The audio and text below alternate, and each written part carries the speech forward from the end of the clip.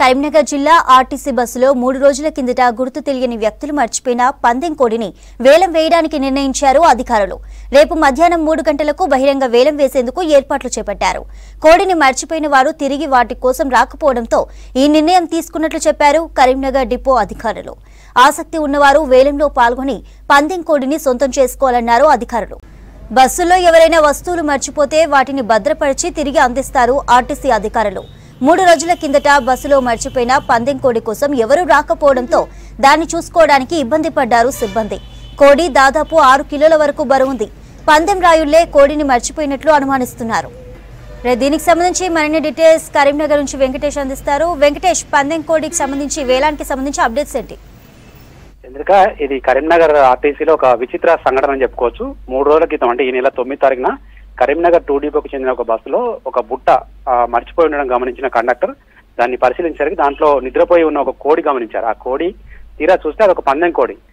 సాధారణంగా ఎవరైనా బస్సులో ఏదైనా వస్తువులు మర్చిపోతే ప్రతి డిపోకు ఒక వస్తువులు అంటే మర్చిపోయిన వస్తువులు భద్రపరిచే ఒక కౌంటర్ ఉంటుంది. ఆ కౌంటర్ లో కండక్టర్ అప్పచెప్పి వెళ్ళిపోయాడు. తీరా చూస్తే అది ఒక పందెం కోడి. దాదాపు సంక్రాంతి పండుగ సీజన్ లో మనకు తెలుసు, ఆంధ్ర సైడ్ అయితే పెద్ద ఎత్తున పందెం కోళ్ల పందాలు జరుగుతూ ఉంటాయి.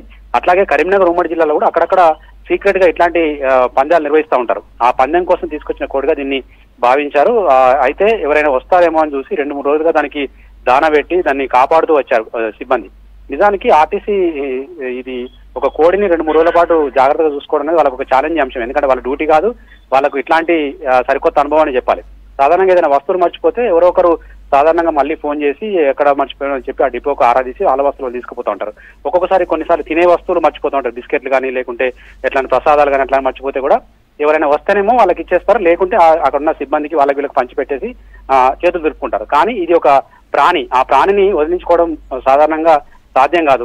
అదే పందెం కోడి కదా అని చెప్పి వాళ్ళే విందు చేసుకోవడానికి కూడా వీల్లేదు. సిస్టమేటిక్ ఒక వ్యవస్థ కాబట్టి ఆ వ్యవస్థ రూల్స్ ప్రకారం దీన్ని గత 3 రోజులుగా దాన్ని భద్రంగా కాపాడుతూ వచ్చారు. ఎవరైనా వస్తే వాళ్ళకి అప్పచెప్దాం అనుకున్నారు, కానీ పందెం కోడి అసలే పందెం కోడి, దాన్ని బస్సులో మర్చిపోయారు.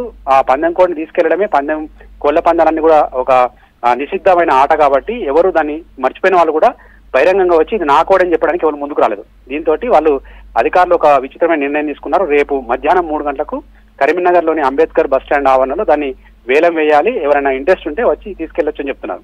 నిజానికి రేపు వేలం కోసం వచ్చే వాళ్ళు కూడా ఎవరు వస్తారనేది చాలా ఆసక్తిగా మారింది. సాధారణంగా కోళ్లు అంటే మనం మాంసాహారంగా భుజించడానికి తీసుకెళ్లి కోసుకొని వండుకొని తింటారు. సంక్రాంతి పండుగకు పెద్ద ఎత్తున చికెన్ తింటూ ఉంటారు జనాలు.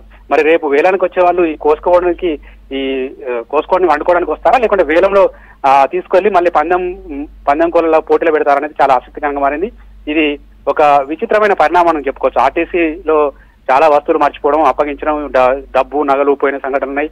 కానీ ఒక కోడిని ఇట్లా మర్చిపోవడం, దాన్ని ఒక వేలం దాకా తీసుకెళ్లడం చాలా ఆసక్తికర పరిణామం. ఇది సోషల్ మీడియాలో ఇప్పటికే చాలా వైరల్ అయిపోయింది. ఆ కోడి కూడా చాలా ఎత్తుగా హైట్ గా ఉంది, దాదాపు 6-7 కిలోలు ఉంది.